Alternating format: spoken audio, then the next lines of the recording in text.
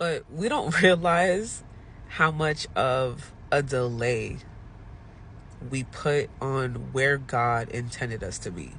And so one thing I've learned is when you step outside of the will of God, you got to continue to stay outside of the will of God to maintain whatever it is that you have going on. So imagine you're outside of his will, doing your own thing, and you love doing your own thing. Like, you probably get those temporary blessings, that temporary satisfaction, and you're like, I want more of that. I want more of that. And what's crazy is that it's never enough. No matter how much you want to stay in that place, stay in that friendship, stay in that relationship, stay in that place, it doesn't matter, because it'll never be enough. Like, you'll always be searching for something, yearning for something that can only be found in the will of God. But because you, me, because we are so stubborn, we take long to go back into the will of God. I was praying last night and writing in my journal. I was telling God, thank you for walking with me even when I'm the one that's dragging my feet. There's no one like God. God is so patient. He is such a gentleman. Like, you talk about other people, like, it's so funny when girls say, like, oh, like, I want a man that could talk me through it. You ever had a God that will walk you through it, that will walk with you despite your past, despite the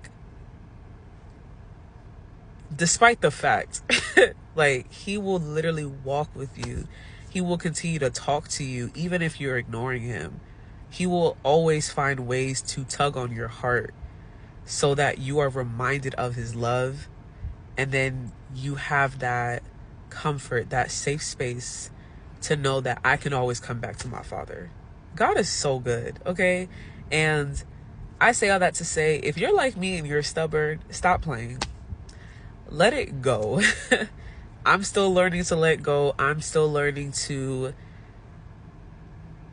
allow God in completely. I feel like I have moments where I'm super transparent with God.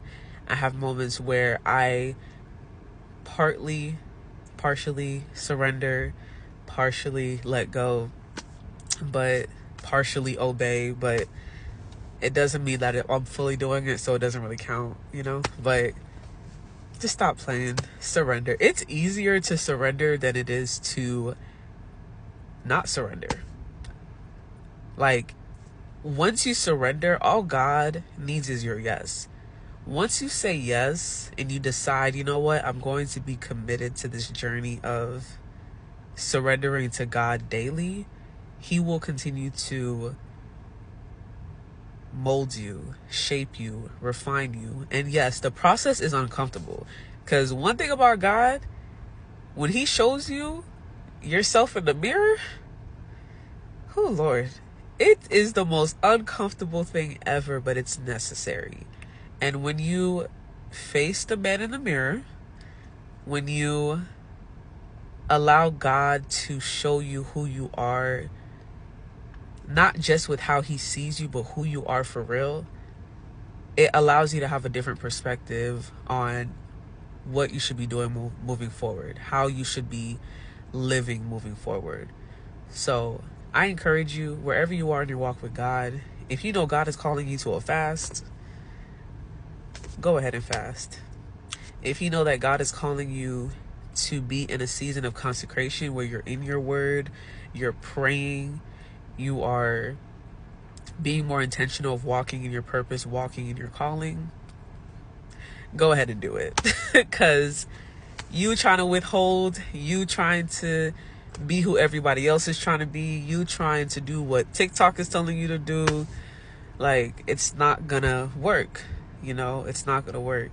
But if you just follow in God's will, follow in the path that he has set before you, you can't lose.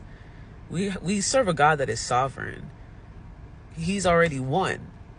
I want to be on that side. I don't want to be outside of his will with the demons. I don't. That is a guaranteed L. Why would I want to be on a path outside of God's will that guarantees an L? It ain't worth it, guys. It ain't worth it.